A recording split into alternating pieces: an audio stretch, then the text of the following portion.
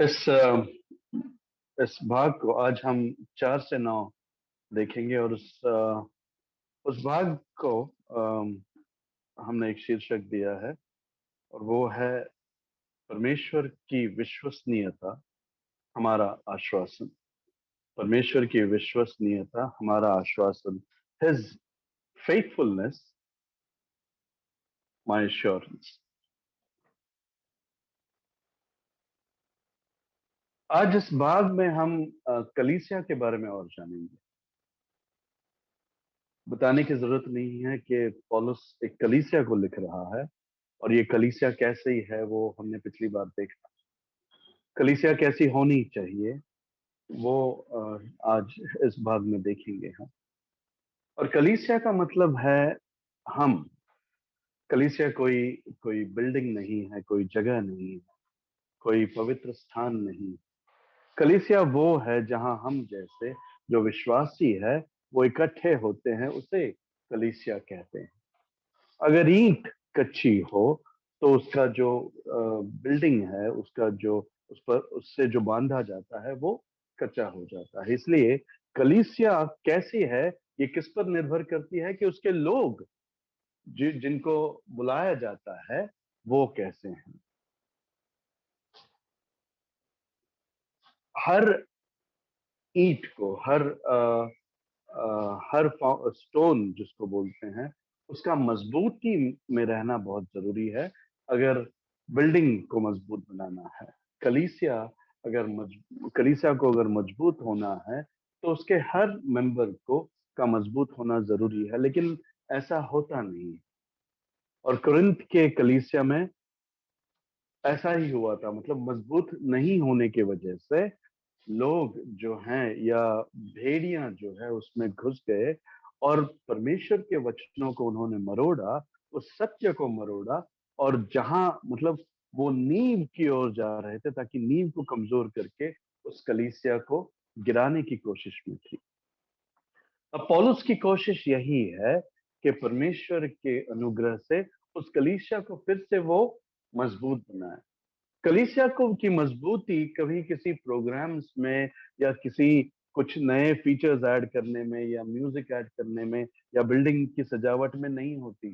कलीसिया की मजबूती हमेशा सत्य से होती है, योर ट्रूथ। ठीक है, उसका सत्य, परमेश्वर का सत्य ही हर कलीसिया का नींव होना जरूरी है। इसलिए पौलुस दोबारा उस सत्य को दोहरा रहा है। जिस कलीसिया के बारे में बात की जा रही है वो कलीसिया ऐसी कलीसिया, जैसे हमने देखा कि जहां पर सारी गलतियां नजर आती है। हर जो एक कलीसिया में जितनी गलतियां हो सकती है, एक कलीसिया में जितनी बुरी बातें हो सकती हैं, वो उस कलीसिया में नजर आ रही थी, जिसके वजह से पौलुस को एक नहीं बल्कि दो दो चिट्ठियां लिखने की जरूरत पड़ी। लेकिन पौलुस इसलिए नहीं लिख रहा है क्योंकि किसी तरह उसके लिखने से लोग बदल जाएंगे और फिर कलीसिया मजबूत हो जाएगी। नहीं, पौलुस इसलिए लिख रहा है क्योंकि वो जानता है कि कलीसिया को बनाने वाला कौन है।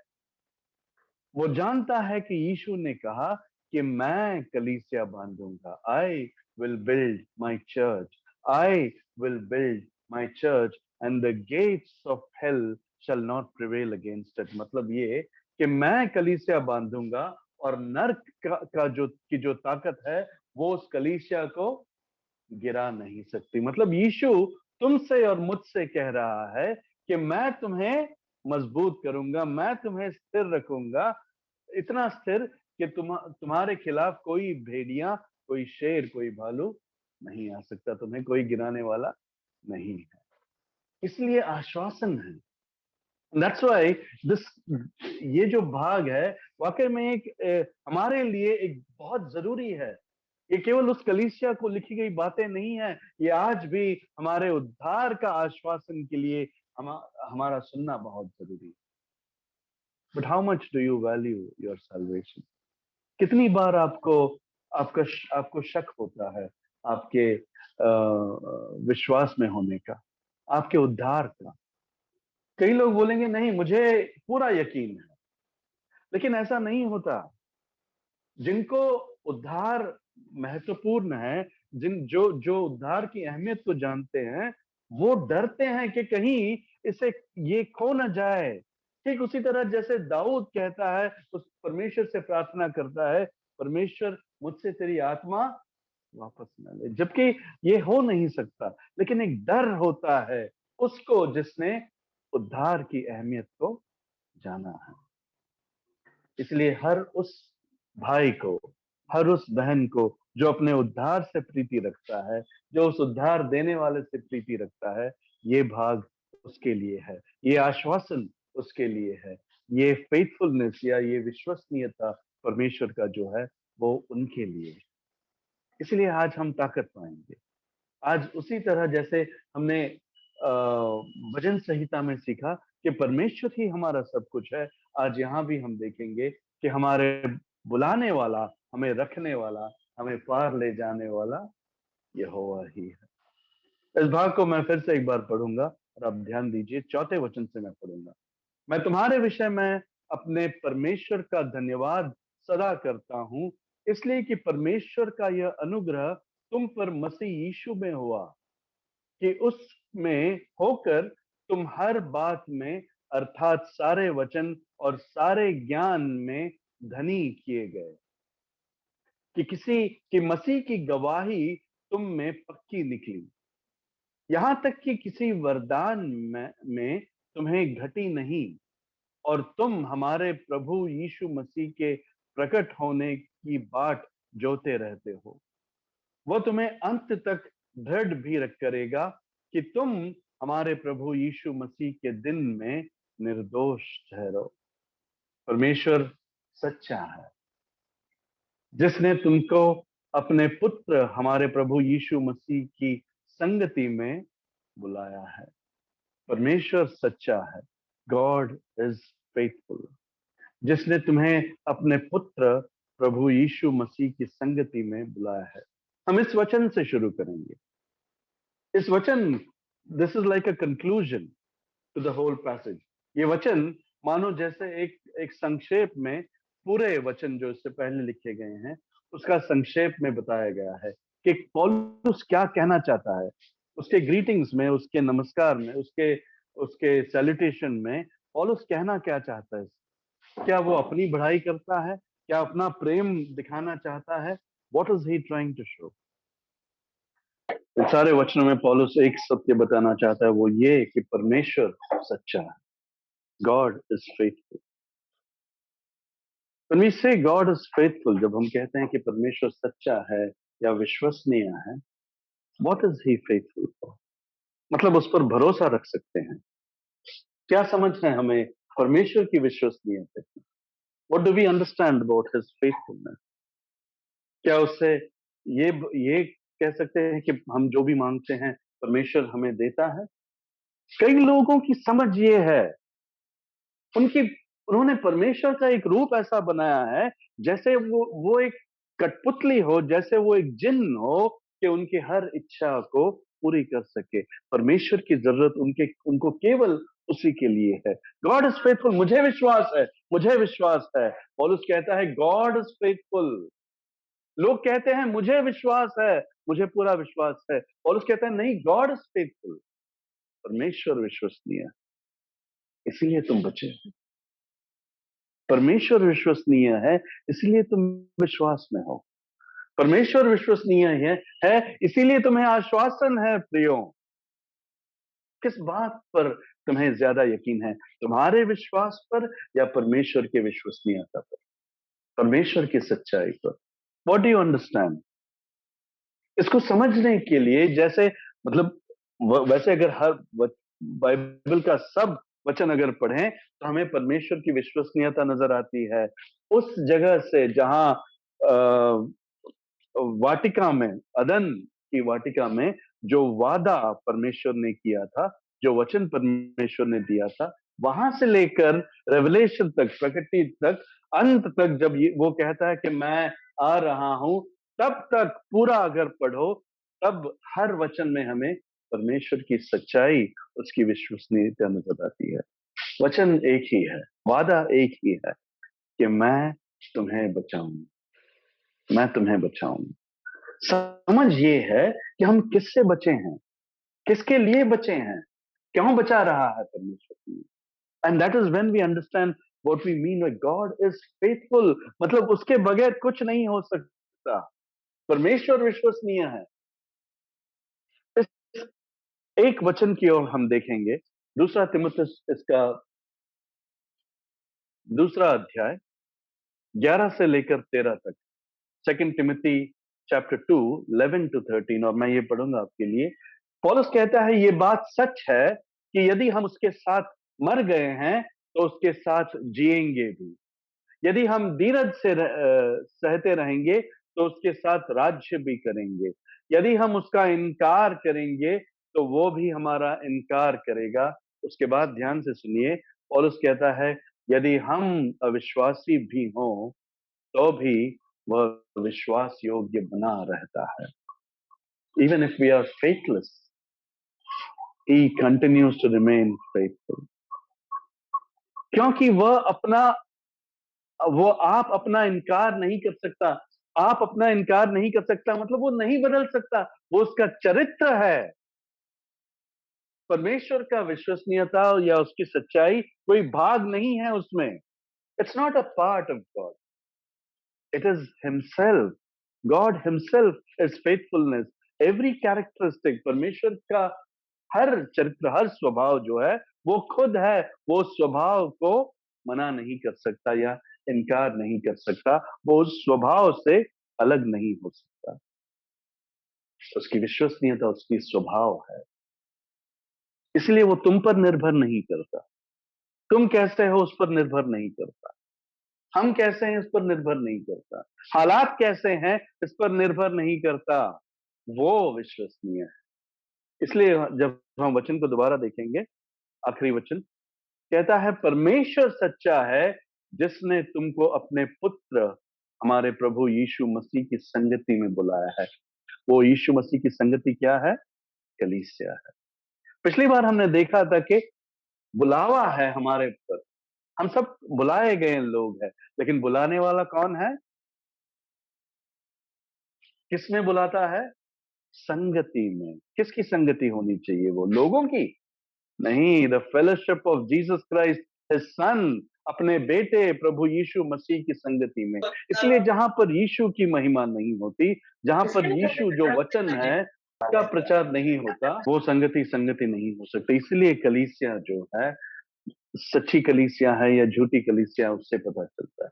क्योंकि बुलाने वाला जो है, जो सच्चा है, जो विश्वसनीय है, वो तुम्हें किसकी संगति में बुलाता है? यीशु मसीह जो उसके बेटे है उसकी संगति में बुलाता है। बुलाने वाला वो है, जैसे हमने पिछली बार देखा। लेकिन क्यों बुलाता है? Why does he call us and how does he call अस? क्या हम वैसे लोग हैं जो बुलाने पर तुरंत मुड़कर उसके पास जाते हैं? क्या हम वैसे लोग हैं जो उसकी वाणी का इंतजार करते हैं कि वो बस बुलाए हमें और हम जाएंगे? वो बुलाए तो नहीं। हम मरे हुए लोग, डेड, हमारे पापों में, डेड। एक मरा हुआ क्या सुनेगा? एक मरा हुआ इंसान क्या सुनेगा? इसलिए लोग कलीसिया में बैठकर भी, कुछ लोग आज भी मरे हुए हैं। जीवन नहीं है उनमें। लेकिन जो बुलाए गए हैं उनको जीवन दिया जाता है। जो बुलाए गए हैं वो जीवित लोग हैं। इसीलिए केवल जीवित लोग परमेश्वर की आराधना करते हैं। दाऊद कहता है, एक मरा हुआ कैसे तुम्हारी आराधना कर सकता है? परमेश्वर मुझे बचाओ। दैट्स हाउ वी अंडरस्टैंड कि अगर तुम मुझे छोड़ देगा तो मैं मर जाऊंगा। एक मरा हुआ तुम्हारी स्तुति कैसे कर सकता है? एक कलीसिया वो नहीं जहां पर गाने जोर जोर से गाया जाता है। एक कलीसिया वो नहीं जहां पर अन्य भाषा में बात की जाती है। कलीसिया वो है जहां पर लोगों को जीवन मिला है। जहां लोगों को जीवन मिला है। किस लिए और कैसे बुलाता है? और अभी हम चौथा वचन देखेंगे। कहता है, मैं तुम्हारे विषय में अपने परमेश्वर का धन्यवाद सदा करूंगा, इसलिए कि परमेश्वर का ये अनुग्रह तुम पर मसीह यीशु में हुआ। It is by grace. तुम बुलाए गए कैसे हो? अनुग्रह से। और धन्यवाद इसलिए पौलुस किसको दे रहा है? पौलुस हालांकि कलीसिया के लोगों से बात कर रहा है, पौलुस हालांकि उनको लिख रहा है और धन्यवाद भी कह रहा है, लेकिन वो कहता है मैं पिता परमेश्वर, मैं तुम्हारे विषय में अपने परमेश्वर का धन्यवाद देता हूं। आज कलीसियों में लोगों को उठाया जाता है ना? पासवानों को उठाया जाता है, कलीसियों में दूसरे बाहर के नेताओं को बुलाया जाता है, कलीसियों में दुनिया के लोगों को बुलाया जाता है, कलीसिया में उनको बुलाया जाता है जो धनी हैं, जो पढ़े लिखे हैं, लेकिन वो कलीसिया कलीसिया नहीं है। पौलुस कहता है मैं तुम जैसे, किनसे बात कर रहा है वो जिन्होंने सत्य को सुनकर भी ठुकराया है, लेकिन वो जो बुलाए गए हैं, वो जो जीवन पाए हैं, आज सत्य उनके सामने मरोड़ा जरूर गया है, लेकिन पौलुस को अब भी विश्वास है, इसलिए वो परमेश्वर को धन्यवाद देता है। क्यों? क्योंकि वो उनको नहीं देख रहा है, वो उस परमेश्वर की ओर देख रहा है जिन्होंने उनको बुलाया है, उस परमेश्वर की ओर देख रहा है जिसने पौलुस से ये कहा कि तुम वहां जाओ, मैंने कुछ लोग वहां रखे हुए हैं। इसीलिए पौलुस को विश्वास है कि जिस संगति में परमेश्वर ने बुलाया है उसमें उसके लोग हैं। ये सच है कि झूठ के वजह से वो लोग अभी बिखरे हुए हैं, वो लोग अभी हिले हुए हैं, लेकिन पौलुस को पूरा विश्वास है, इसलिए नहीं कि वो लोग अच्छे हैं, बल्कि इसलिए कि परमेश्वर जिन्होंने उनको बुलाया है, जिन्होंने उनको अनुग्रह दी है, वो विश्वसनीय है। इसलिए पौलुस परमेश्वर को धन्यवाद देता है, कहता है मैं तुम्हारे विषय में अपने परमेश्वर को धन्यवाद देता हूं और सदा करता रहूंगा। तुम्हारे ऊपर और हमारे ऊपर भी अनुग्रह है, और वो अनुग्रह जो है, it is not a one time grace. Understand grace, इस अनुग्रह को समझो। ये वो अनुग्रह है नहीं जब तुमको बहुत जरूरत होती है, जब तुम बेबस होते हो तब तुम्हें दिया जाता है। ये वो अनुग्रह ग्रह नहीं है कि जब तुम पाप करना चाहते हो या फिर किसी चीज को पाना चाहते हो और तब तुम्हें वो परमेश्वर देता है, तब तुम्हारे ऊपर अनुग्रह है। नहीं, ये वो अनुग्रह है जहां परमेश्वर मरे हुओं को जीवन देता है। और तुम अगर जीवित हो तो तुम्हारे जीवन पे ये अनुग्रह कब तक है? जब तक तुम उसके पास नहीं जाते, जब तक तुम मर नहीं जाते। और अगर तुम उसके हो, क्या तुम मरोगे? क्या ये जीवन कभी खत्म होगा? नहीं। इसलिए अनुग्रह कब तक है? सर्वदा के लिए। You will always be under his grace even when you are in heaven. जब तुम स्वर्ग में जाओगे तब भी तुम उसके अनुग्रह के नीचे हो। इस अनुग्रह को अगर हम यहां नहीं पहचानते तो वहां तो जरूरत भी नहीं है। इसीलिए उस अनुग्रह को समझो।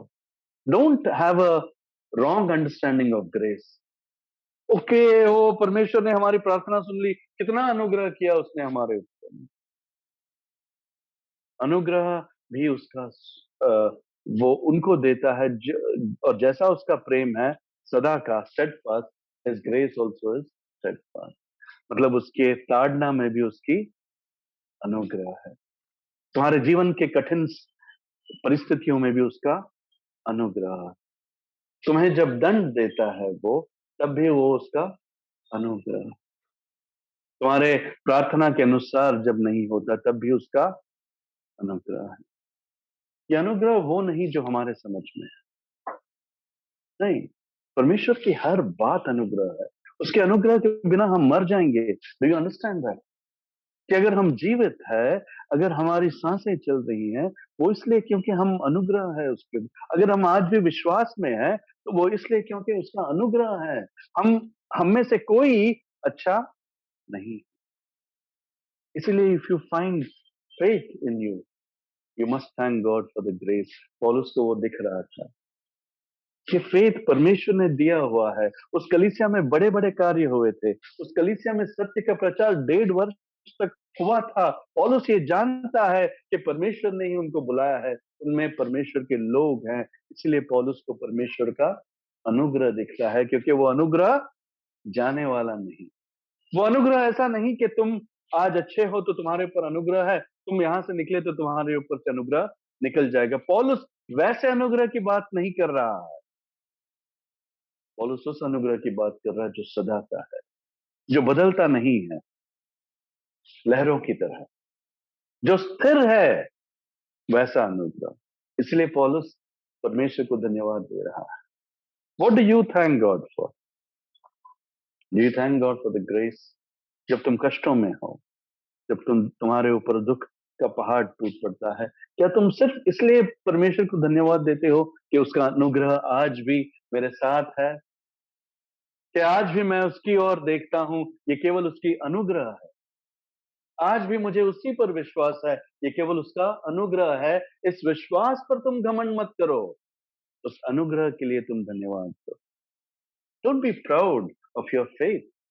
ओ, मैं इतने दुखों के बावजूद, I am a woman of faith, I am a man of faith, these are worldly words. लेकिन एक ख्रिस्ती ही समझ सकता है कि परमेश्वर को धन्यवाद किसके लिए देना है। इसलिए पौलुस उस कलीसिया के लिए परमेश्वर को धन्यवाद देता है और कहता है ये उसकी अनुग्रह है। उसके बाद 5वें वचन में वो अनुग्रह क्या करवाता है? How does it work out that कलीसिया में तुम्हें बुलाया गया है, how are you kept? Of course ये जानते हैं कि परमेश्वर ही रखता है, लेकिन कैसे? मतलब तुम्हें सिर्फ बुलाया गया है, अब तुम अपना करो, तुम विश्वास में जियो, तुम्हें जैसे मेरी आराधना करना है, तुम्हें जो नाचना है, वैसा नहीं है। एक कलीसिया, एक संगति में जिसमें तुम्हें बुलाया है, उस संगति में कैसे रहना है, ये पौलुस ने बता रहा है। कहता है कि उसमें होकर हर बात में, अर्थात सारे वचन और सारे ज्ञान में धनी किए गए। Oh, this grace is not just for you to enjoy life. ये अनुग्रह केवल इसलिए नहीं कि तुम खुश रहो बस, कि तुम स्वर्ग जा रहे हो। ये अनुग्रह इसलिए है ताकि तुम यहां जब तक हो, तब तक तुम ताकत पाओ, तब तक तुम्हारा जीवन जो है धनी हो। किस बात में धनी हो? The richness of life. पैसों की बात नहीं हो रही यहां पर। यहां कौन बड़ा, कौन छोटा, कौन अमीर, कौन गरीब, उसकी बात नहीं हो रही है। यहाँ परमेश्वर की अनुग्रह जो सब पर एक है, उसकी बात हो रही है। इसलिए वो रिचनेस ऑफ लाइफ जो है, वो सब में एक होना जरूरी है। You have to have. लेकिन किसी को है, किसी को नहीं है। क्या हम कह सकते हैं कि परमेश्वर का अनुग्रह इस पर ज्यादा है, उस पर कम है? नहीं। परमेश्वर अपने अपने बच्चों के ऊपर अनुग्रह उंडेलता है। इट मीन्स उसका स्वभाव जो है वो उंडेल रहा है। That grace is same for everyone. कोई उसको पाता है ज्यादा, कोई उसको उसको उसको पहचानता है, इसीलिए उसमें जीता है। कोई इस वचन जो जो जो मार्ग है उस अनुग्रह का, it is through the word, उसको उसको ग्रहण करता है, इसलिए उसके जीवन में अनुग्रह ज्यादा नजर आता है। कोई लोग जो हैं इस वचन को ठुकराते हैं, उनके जीवन में कोई अनुग्रह नजर नहीं आता। Understand? So grace is steadfast, लेकिन हाउ यू रिसीव इट। अनुग्रह स्टेडफास्ट, लेकिन तुम कैसे पाते हो? विश्वास कितना है तुम्हें वचनों में? कैसा तुम भरोसा करते हो कि ये परमेश्वर का वचन है, ये बदल नहीं सकता, ये मेरे लिए है इसीलिए अच्छा है, ये परमेश्वर की ओर से है इसलिए अच्छा है। उसमें जितना तुम जीते हो, उतना तुम अनुग्रह दिखेगा तुम्हारे जीवन में। पौलुस कहता है अनुग्रह का एक वजह है, इसलिए नहीं जैसे लोग समझते हैं कि हम आराम की का जीवन जिए। लोग आज ब्लेसिंग्स का एक अलग ही मतलब निकाल बैठे हैं कि हमारे हिसाब से हमें इसमें सक्सेस मिला, हम बहुत ब्लेस्ड हैं। हम वहां हमने आज गाड़ी खरीदी, लोग पासवान से प्रार्थना करवाते हैं कि आज परमेश्वर ने बहुत। नहीं, दीज आर नॉट ब्लेसिंग्स। ऐसा अगर होता तो तुमसे बहुत ज्यादा ब्लेसिंग लोगों की जो जो उस परमेश्वर के मुंह पर थूकते हैं, जिसकी तुम आराधना करते हो, उनके पास है। उनके पास है, तुम क्या बात करते हो? अनुग्रह वो है, आशीष वो है जिसने ये रिचनेस ऑफ लाइफ जो है, ये जीवन की धन्यता में जीना सीखा है। Are you leading a rich life? Do you see grace being poured out in your life? Do you see the joy of God? क्योंकि वजह वही है, मकसद एक ही है। ग्रेस का मकसद एक ही है कि तुम उसमें होकर तुम हर बात में अर्थात सारे वचन और सारे ज्ञान में धनी किए गए। The knowledge of God makes you rich. जितना कम नॉलेज है उतना तुम कम धनी हो, जितना नॉलेज नहीं है उतना तुम कंगाल हो, सिंपल। लेकिन जितना ज्ञान दिया जाता है उतना अगर तुम लेते हो तो तुम्हारी धन्यता जो है या तुम्हारा धन जो है वो बढ़ता जाता है। कैसे हो तुम? Do you weigh yourself according to the riches of the world? क्या तुम अपने इस रिचनेस को, अपने धन धन को इस दुनिया की दौलत से तोलते हो? पौलुस कहता है तुम्हारा जो ज्ञान दिया गया है उसमें धनी हो तुम। लेकिन वो ज्ञान कैसे मिलता है? अनुग्रह से। इसलिए हमें उस ज्ञान पर भी घमंड नहीं कर सकते। कुछ लोग हैं जो ज्ञानी होते हैं और उस पर बहुत ज्यादा घमंड करते हैं। नहीं, ये भी अनुग्रह है। ज्ञान जो मिला है वो भी अनुग्रह है, इसलिए परमेश्वर को हम धन्यवाद देते हैं। लेकिन उस ज्ञान का एक वजह है। कहता है छठे वचन में कि मसीह की गवाही तुम में पक्की निकली, that you would be confirmed in faith, in the testimony of Christ. मसीह की गवाही तुम में पक्की निकली। निकली, पौलुस कहता है निकली, मतलब he saw that being confirmed, faith being confirmed, मतलब उनके जीवन बदले थे। पौलुस जब तक था उनके साथ उनका जीवन बदला था। Now who is it that confirms the word? लोग समझते हैं कि कोई कम पढ़ा लिखा है इसलिए वो नहीं समझता, कोई ज्यादा पढ़ा लिखा है इसलिए वो समझता है, कोई बहुत अच्छा है इसलिए वो ना। Grace is standard. मार्ग जो है वो वचन है, ज्ञान जो है वो जरिया है उस धन को पाने का। ठीक है, तो लेकिन हाउ इज क्राइस्ट, हाउ वो वचन, वो विश्वास जो है वो तुम में कंफर्म कैसे होगी, कैसे सिद्ध होगा तुम्हारे जीवन में? पवित्र आत्मा के द्वारा। क्या तुम अपना कोई क्वालिटी डाल सकते हो इधर? क्यों पौलुस बात कर रहा है इस कलीसिया से? Do you know why? Because he is not depending on people. वो लोगों के ऊपर निर्भर नहीं है। वो जानता है कि बचाने वाला कौन है, क्योंकि वो जानता है कि बुलाने वाला कौन है। बुलाने वाला परमेश्वर है, उनको अनुग्रह देने वाला परमेश्वर है, अनुग्रह वचनों के द्वारा देने वाला परमेश्वर है, विश्वास देने वाला परमेश्वर है और विश्वास को सिद्ध करने वाला भी परमेश्वर है। आज तुम विश्वास में सिद्ध हो ना, तो परमेश्वर को धन्यवाद दो। आज तुम विश्वास में स्थिर हो, परमेश्वर को धन्यवाद दो। आज तुम ज्ञान से धनी हो, परमेश्वर को धन्यवाद दो। ये सारी बातें अनुग्रह से है, इसलिए परमेश्वर को धन्यवाद दो। तुम्हारे जीवन में धन्यवाद कैसे रुक सकता है? हालात नहीं रोक सकती ना। बदला क्या है तुम्हारे बुलावे से पहले और अब बदला क्या है? अगर तुम ये कहोगे कि बहुत सारी आशीषें हमें परमेश्वर ने दी है, जैसे कईयों की गवाही है, तो तुम्हारे जीवन में कुछ नहीं बदला है।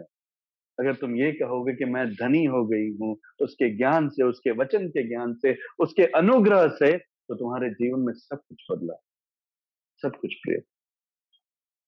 आई don't know how you are living, how your lives are they beggarly? क्या तुम टुकड़ों पर जी रहे हो या तुम धनी हो ज्ञान से, परमेश्वर के वचन के ज्ञान से? क्या तुम्हारा विश्वास सिद्ध है या आज भी ढोल रहा है? क्या तुम हर जो वचन जो सुना जाता है, क्या पवित्र आत्मा तुम्हें वो तुम्हारा विश्वास को और मजबूत करता है? पौलुस कहता है तुम में ये बात थी। पौलुस कहता है कि मसीह की गवाही तुम में पक्की निकली। कैसे फिर सकते हो? कैसे फिर सकते हो? लेकिन क्यों कह रहा है ये सारी बातें पौलुस? वो सारी बातें इसलिए कह रहा है क्योंकि वो उसे विश्वास है कि परमेश्वर अंत तक ले जाने वाला परमेश्वर। उसे विश्वास है कि परमेश्वर न सिर्फ रखेगा, न सिर्फ बुलाएगा, न सिर्फ रखेगा, लेकिन अंत तक ले भी जाएगा। उसे विश्वास है कि जिसने एक बार परमेश्वर की वाणी सुनी है, अंत तक एक एक एक होप है, एक आशा है कि वो सुनेगा, परमेश्वर की वाणी सुनेगा। इसलिए पौलुस बहुत नम्र होकर यहां बात कर रहा है। कलीसिया में वो नम्रता जरूरी है, हमारे जीवनों में वो नम्रता जरूरी है। लोगों के प्रति, लोगों की ओर हम कैसे देखते हैं? जो लोग विश्वास में हैं, हम उनकी ओर कैसे देखते हैं? जो लोग विश्वास में अभी पूरे परिपक्व नहीं है, उनकी ओर कैसे देखते हैं? कैसा है? अगर हम घमंड में जीते हैं, अगर हम अनुग्रह को नहीं पहचान पाए हैं, तो हमारे जीवन में घमंड बढ़ेगा कि हमने अपनी ताकत से, हम अपने विश्वास से परमेश्वर के पीछे हो लिए। हमने सब कुछ छोड़ा, सब कुछ त्यागा। हमारे मूर्ति फेंकने पर बहुत जोर है बस, कि हमने इस घर की सारी मूर्तियां फेंक दी। तो क्या हुआ? नहीं, क्या तुम विश्वास में हो? मूर्तियां फेंकने से विश्वास में नहीं आते, वचन में बढ़ने से, वचन को में स्थिर रहने से विश्वास बढ़ता है। क्या वो स्थिरता तुम्हारे जीवन में? पौलुस कहता है उस कलीसिया में कुछ और बात थी। 7वें वचन में, how does God equip the church? कहता है कि यहां तक कि किसी वरदान में तुम्हें घटी नहीं, और तुम हमारे प्रभु यीशु मसीह के प्रकट होने की बाट जोते रहते। आज हमारी हालात वही है। आज हम बुलाए गए हैं, अनुग्रह पाए हुए लोग हैं, विश्वास में स्थिरता अभी भी जारी है, पवित्र आत्मा हमें चला रहा है, लेकिन हम कब तक वाट जोएं? और तब तक क्या हम विश्वास में रहेंगे? तब तक क्या हम स्थिर रह पाएंगे? ये एक उलझन है हमारे जीवन में, एक सोच है, एक गड़बड़ी है कभी कभी। क्या ये हो पाएगा? क्योंकि मुश्किलात जो है वो बढ़ती जाती है एक क्रिस्टी के जीवन में। जितना तुम विश्वास में बढ़ोगे, उतना तुम अपने आप को अलग होता हुआ पाओगे। जितना अलग होता हुआ पाओगे, उतना अकेला अपने आप को पाओगे। भेड़ियां जो है तुम्हारे चारों ओर होंगी। इसलिए विश्वास कभी कभी डगमगाता है और डर लगता है, क्या मैं रह पाऊंगी? तो ये सारी बातें हमें याद करना जरूरी है। मुझे बुलाने वाला कौन? मुझे रखने वाला कौन है? मुझे स्थिर करने वाला कौन है? He is the one who equips us. कैसे रहें हम अंत तक? वो रखता है प्रिय। इसलिए कुछ और वचनों की ओर हम देखेंगे। इब्रानियों का के किताब से 13वां अध्याय और 21वां वचन, तुम्हें हर एक भली बात में सिद्ध करें, जिससे तुम उसकी इच्छा पूरी करो, और जो कुछ उसको भाता है उसे यीशु मसीह के द्वारा हम में उत्पन्न करे, जिसकी बढ़ाई युगान युग होती रहे। आमीन। तुम्हें हर एक भली बात में सिद्ध करें। Hebrews 13 and 21. I'll read from 20. Now may the God of peace, who brought again from the dead our Lord Jesus, the great shepherd of the sheep, by the blood of the eternal covenant, equip you with every good that you may do his will. Equip with you with every good. He is the one who gives you every good. वो तुम्हें हर भली बात देता है, तुम्हें इस जीवन में जीने के लिए। क्या तुम वो पा रहे? Do you see that in your life? Equipped fully.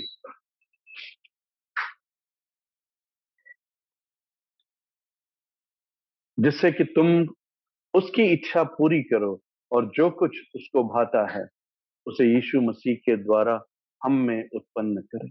God is the one who equips us. वही बात दूसरे पत्रस पहले अध्याय और तीसरे वचन में भी लिखा है। कहता है पतरस के, क्योंकि उसके ऐश्वर्य सामर्थ्य ने सब कुछ जो जीवन और भक्ति से संबंध रखता है हमें उसी के पहचान के द्वारा, जिसने हमें अपनी ही महिमा और सद्गुण के अनुसार बुलाया है। The one who has called us according to his holiness, according to his glory, he is the one who gives us everything to live a holy life. तो तुम ये नहीं कह सकते कि मैं इसकी वजह से गिर गया या मैं उसके वजह से गिर गया, शैतान ने मुझे गिराया, मैं बहुत कमजोर। नहीं कह सकते। ये नहीं कह सकते कि काश मैं उन दिनों में होती जब जब यीशु इस धरती पर थे। ये नहीं कह सकते कि काश मैं चेलों के साथ होती, काश मैंने वो चमत्कार को देखा होता, काश मेरे जीवन में ये चमत्कार होता। नहीं, तुम्हें वो सारी बातें जो एक अच्छा जीवन, एक पवित्र जीवन जीने के लिए जरूरी है, वो तुम्हें दिया गया है। इन कुरिन्थियों को भी दिया गया था। इसलिए पौलुस कहता है यहां तक कि किसी वरदान में तुम्हें घटी नहीं। There was no spiritual gifts. अब ये गिफ्ट्स जो हैं, this is not those gifts of speaking in tongues या हिलो ढुलो, वो गिफ्ट नहीं है। लेकिन हर वो चीजें जो कलीसिया को जरूरत है, वो गिफ्ट्स, वो सारी चीजें जो हमें एक पवित्र जीवन जीने में मदद करती है, वो सब परमेश्वर का वचन कहता है कि उनको दिया गया है। और इसलिए पौलुस कहता है कि वही तुम्हें अंत तक दृढ़ भी करेगा, कि तुम हमारे प्रभु यीशु मसीह के दिन में निर्दोष ठहरो। This is the objective of your calling. ये मकसद है तुम्हारे बुलाने का। क्या मकसद है? कि एक दिन तुम परमेश्वर के सामने निर्दोष खड़े रहो। Is that the objective of your life? बच्चों को आज हम डॉक्टर बनाते हैं, बच्चों को आज हम बाहर भेजते हैं बड़ी बड़ी पढ़ाई के लिए, ऊंचे ऊंचे पद पाने के लिए उनको प्रोत्साहित करते हैं, एनकरेज करते हैं। कितने माँ बाप है जो ये कहते हैं कि तुम वैसा बच्चा बनो जो परमेश्वर के सामने निर्दोष खड़े रहो। And that is sad, that is sad, because जिनको उसका कीमत नहीं है, जिनको उसकी अहमियत नहीं है, वो अपने बच्चों को और क्या सिखाएंगे। लेकिन तुम जानते हो, गॉड हैज टॉट यू कि तुम्हारे बुलावे का तुम्हारे बुलावे का, उस अनुग्रह का, उस वचन का, उस चमत्कारों का, उन सारे इक्विप जो जो अच्छी बातों का, वो सारा, उन सारे चीजों का मकसद एक ही है कि तुम उस दिन ये परमेश्वर के सामने निर्दोष खड़े रहो। हालांकि तुम निर्दोष अंत तक नहीं रह सकते, लेकिन क्योंकि तुम विश्वास में हो और विश्वास की वजह से तुम यीशु में हो, इसलिए तुम उस यीशु में, उस परमेश्वर के सामने निर्दोष खड़े रहोगे। ये मकसद है। कोई और मकसद है तुम्हारे अनुग्रह का, भूल जाओ, तुम आज भी ख्रिस्ती नहीं। कोई और मकसद है तुम्हें यीशु के पीछे आने का, भूल जाओ, तुम आज भी ख्रिस्ती नहीं। एक ही मकसद है, जिसके लिए अनुग्रह की जरूरत है, जिसके लिए उसके विश्वसनीयता की जरूरत है, वो उसके बगैर नहीं हो सकता। और वो एक मकसद, परमेश्वर का मकसद हमारा मकसद होना जरूरी है। पौलुस कहता है 8वें वचन में कि वह तुम्हें अंत तक दृढ़ भी करेगा, कि तुम हमारे प्रभु यीशु मसीह के दिन में निर्दोष ठहरो। इन हिज डे, मतलब वो जब आएगा, मतलब वो जब हमें ले जाएगा, उस दिन हमें निर्दोष ठहरना है। And that is the day of glory, that is the day of our, that is the very objective of our life. मकसद यही है हमारे जीवन का।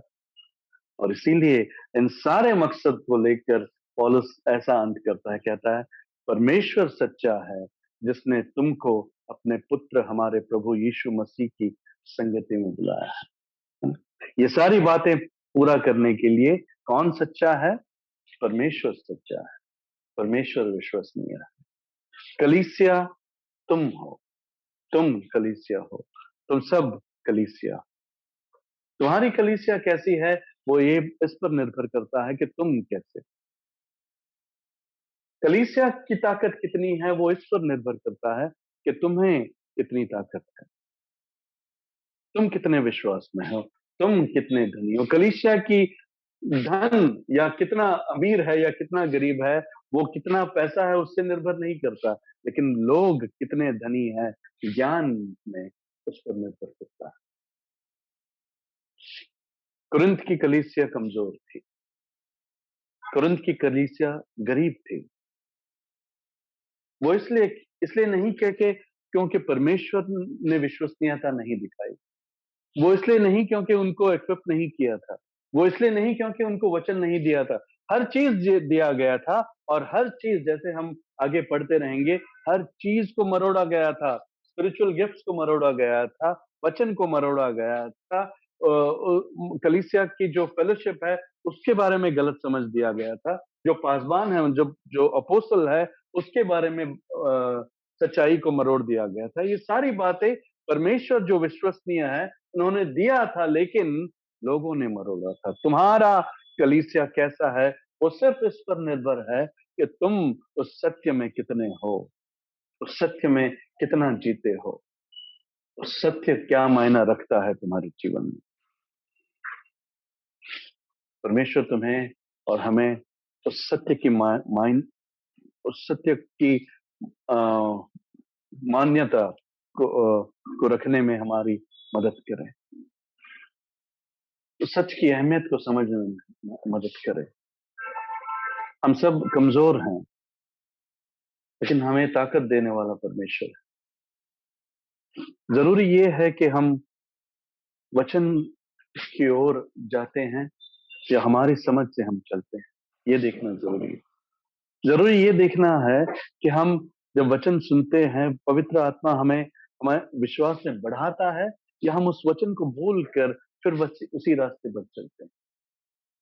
आप अपने कलीसिया के लिए प्रार्थना करते हैं, लेकिन कलीसिया कैसे होनी चाहिए जब तक आप ये नहीं जानेंगे तब तक आपकी प्रार्थनाएं व्यर्थ होंगी। परमेश्वर को कैसा कलीसिया भाता है ये नहीं जानेंगे तब तक प्रार्थनाएं यही होंगी कि ये बीमार है उसको ठीक करो, वो बीमार है इसको ठीक करो, ये बाहर जा रही है इसकी इसकी मदद करो, वो बाहर जा रहा है उसका मदद करो। बस इतनी ही प्रार्थनाएं होंगी कलीसिया की। अगर कलीसिया क्या है, क्यों परमेश्वर ने बुलाया है, अनुग्रह क्या है, वचन क्या है, इसके ऊपर अगर जोर नहीं देंगे, और खासकर अगर हम मकसद भूल जाते हैं, तो हमारी प्रार्थनाओं में कोई अर्थ नहीं। प्रियो, ये समझ है आज के भाग में। आश्वासन है क्योंकि परमेश्वर विश्वसनीय है, लेकिन उस विश्वसनीय परमेश्वर ने हमें बुलाया है कि नहीं, क्या हम बुलाए गए में से है, क्या हम विश्वास पाए हुए में से है या नहीं, ये तुम्हें देखना, जांचना बहुत जरूरी है। जब तक तुम तड़पोगे नहीं तब तक तुम आश्वासन पाके क्या करोगे। तुम्हें आश्वासन की जरूरत नहीं है, तुम्हें ये अपने आप पर विश्वास है कि तुम ख्रिस्ती हो। नहीं, आश्वासन उसको जरूरी है जो अपने उद्धार को मानता है, जो अपने उद्धार को की अहमियत को जानता है, जो उस परमेश्वर की सच्चाई को जानता है। और मेरी प्रार्थना है कि हमारी कलीसिया वैसी है, सच्चाई में चलने वाला, सच को मरोड़ने वाला नहीं, सत्य को उठाने वाला, परमेश्वर के नाम को उठाने वाला, परमेश्वर के नाम की स्तुति करने वाला, उसको महिमा देने वाला। इसलिए हमारे जीवन, हम जो कलीसिया है, हमें अपने जीवनों की ओर देखना बहुत जरूरी है। और परमेश्वर ही हमें इक्विप करेगा, परमेश्वर ही हमें वो सारी भली बातें देगा जिससे हम ताकत पा सकते हैं। उससे मांगेंगे, उसी से पाएंगे। परमेश्वर को धन्यवाद कहेंगे, ठीक उसी तरह जैसे पौलुस ने कहा था, हम कमजोर हैं, लेकिन हमारी हमारी हम धन्यवाद परमेश्वर को देंगे जो विश्वसनीय है। आमीन।